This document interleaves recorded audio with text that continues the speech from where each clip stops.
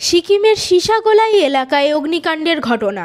আগুনে পদম বাহাদুর থাপা নামে এক ব্যক্তির 3 তলা কাঠের ঘর সম্পূর্ণ পুড়ে গেছে।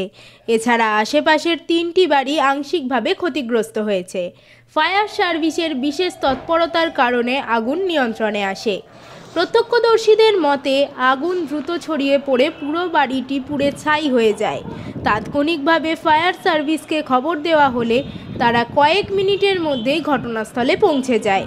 পরে আগুন নিয়ন্ত্রণে আনা হয় এবং কোনো হতাহতের খবর পাওয়া যায়নি।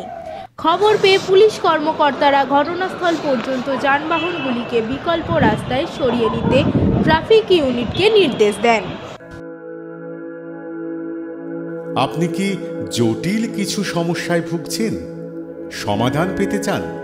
যোগাযোগ করুন প্রখ্যাত জ্যোতিষ ও তান্ত্রিক মনসারাম ভট্টাচার্যের কন্যা মনসা কন্যার সাথে।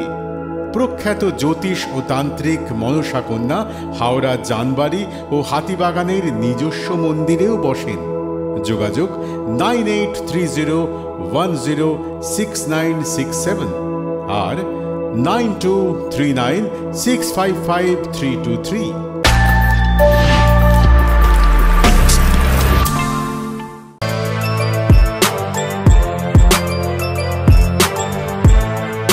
এখন অনেক বড় শ্রী লেদার্স হাওড়া ময়দান।